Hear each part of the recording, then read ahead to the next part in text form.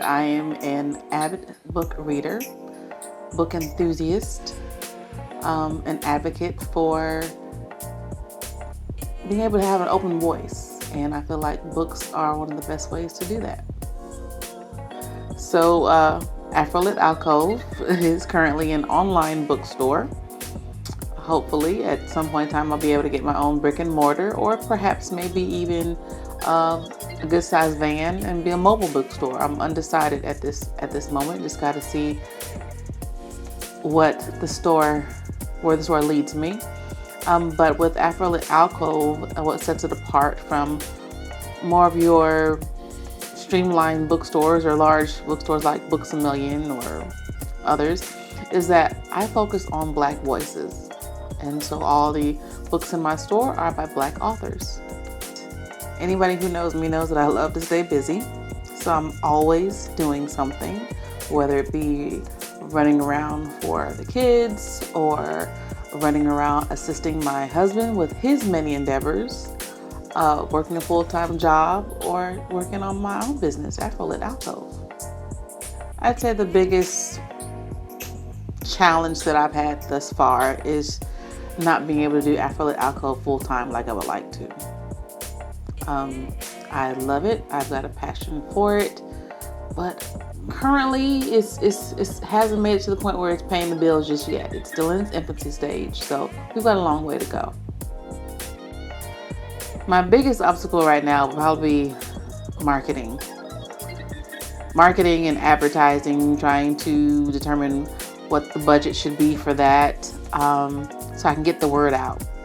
When I do my pop-up events, I get a lot of positive feedback from the individuals who stop by my shop and check out my little setup and my books and whatnot. But I'm still lacking that bigger audience and that reach for the bigger audience, and so that'll be my biggest challenge right now. Okay.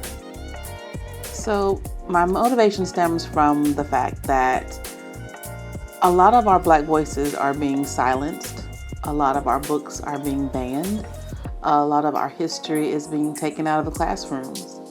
And it's not right. It's not fair. And so I want to be able to save that and try to get that out to as many individuals as possible, and not just minorities. Afrolit Alcove does not just cater just to minorities. We cater to everyone, but is creating a safe space, a haven, if you will, for books of Black literature to be available to everyone. The advice I'd give to other mothers starting their own business is, number one, do your research. And don't just start a business just to start a business. If you're going to start a business, make sure it's something that you're passionate about, something that you feel driven to do, something that you wake up in the morning, you're like, this is what I have to do. It's something that speaks to you, speaks to your soul.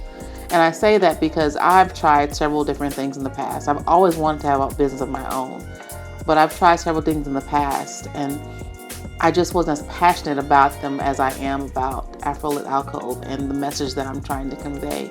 So make sure that, number one, is your drive, your reason for wanting to do it. So currently I utilize the Square software. So as I get inventory, I just upload my inventory into Square. I've got it set up to where it'll give me alerts if I have any inventory that gets low, so I'll know it's time for me to reorder. But it's pretty straightforward because I actually carry my inventory in-house. So there is no drop shipping here. Everything is packaged and shipped by myself. Even when I go to my pop-up events, I have actual books on hand to purchase day of.